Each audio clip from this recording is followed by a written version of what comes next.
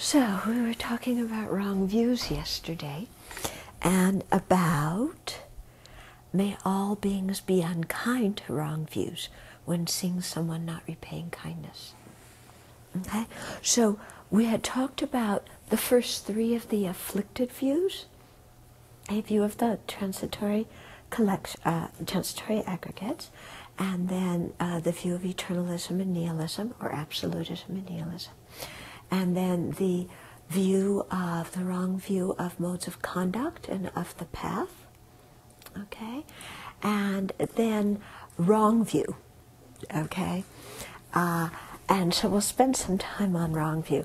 Actually, before I spend the time on wrong view, let me just go on to the fifth one, which is the view that thinks that the previous four afflicted views are the best views in the world to hold, okay?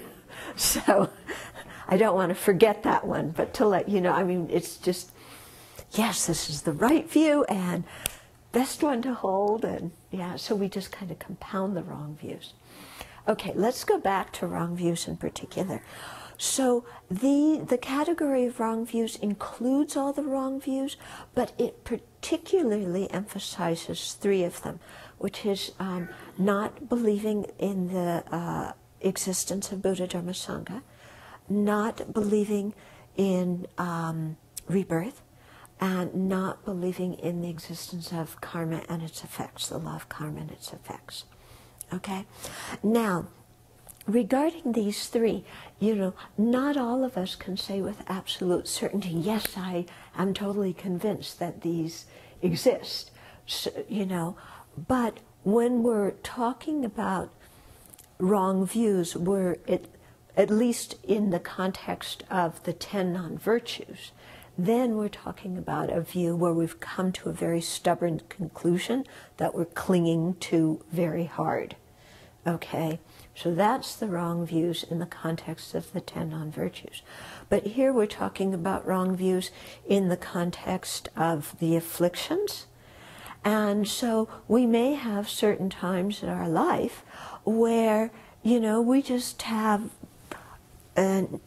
not doubt, because doubt's bad enough, but going to the, you know, kind of, well, I don't think these things really exist. Yeah. And so it's something to really look out for. And then when we talk about the right views, you know, we all talk about, yes, I believe in karma, I believe in the three gems, I believe in rebirth. But then, do we live our life as if we believed in them? Because we believe in them in one way on an intellectual level, you know, and when we discuss and debate, and yes, yes, that makes sense, and I believe in these things. But do we live our life as if we believe them? That one's harder, isn't it? You know, I mean, if we really, really, really believed that in karma and the effects of our actions, there's a lot of things that we wouldn't justify doing, would there be? And if we really believed in rebirth, you know, there's a lot of things that we would be doing, you know, or would not be doing. And if we really, really believed in the three jewels and, you know, in our potential to become them, again, it would very much change how we live. So these three things are pointed out, but actually there's a lot of other things that are all mixed in with that. Because in order to understand rebirth and accept rebirth, we have to understand the nature of the mind.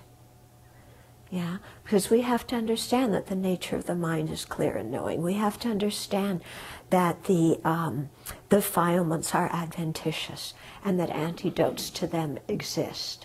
Yeah, if we don't understand that, yeah, and understand that one moment of mind causes the next moment of mind, then we're not going to believe in rebirth, and we're not going to believe in the possibility of enlightenment, and then we're not going to believe in the existence of the three jewels. Yeah, all these things are so tied together. Yeah, and also if we don't really believe in the existence of mind, and if we think that mind is just an offshoot of the brain, then there's no sense believing in karma, is there? Because it's just chemical and electrical procedures in the brain, and there's no action, you know, that can have any moral consequence, because how can chemicals and electrons and things like that have moral influence? Okay? So, you know, sometimes all these things kind of come together, but then it's very interesting because sometimes you hear people speak about their views, and they'll have one wrong view, but they won't have the another.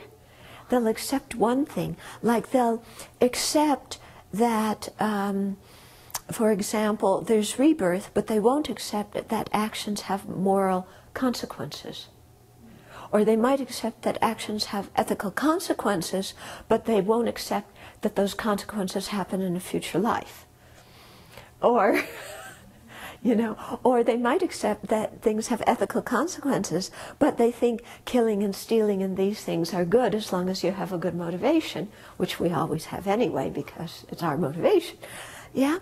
So it's very interesting, you know, when we really start looking very deeply at the kind of views we have and the kind of views other people have and the kind of views that whole philosophies of people have.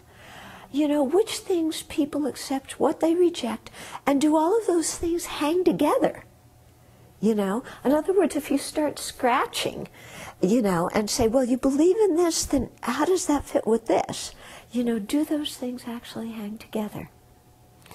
And then you come upon, you know, as much as I belong to a tradition that believes in the value of reasoning and logic, I still have this sneaking suspicion that very often we decide first what we believe and then we pick out the scriptural quotations and the reasoning that validate it. You know? Because, you know, you see in the Christian seminaries, there's whole theologies about the existence of God, using reasoning to prove the existence of God. You know, now from our view, those reasonings aren't real reasoning, you know. But then sometimes you see things asserted in Buddhist scriptures that, you know, like especially when they talk about, you know, well, I won't get into all my social commentary, but, you know, a lot of the social values that are accepted in Buddhist scriptures because of the society at the time of the Buddha, those things people have never applied reasoning and logic to those. Not never, but, you know, often in the cultures that hold so strongly to Buddhism, some of these, you know, what I consider really horrific social values and prejudices continue to exist because somehow reasoning has never been applied to them. Yeah. Or if they're applied, it's applied in this way that doesn't make any sense to me. Okay. So anyway, that's enough today about wrong views. We can talk more about them in the upcoming days.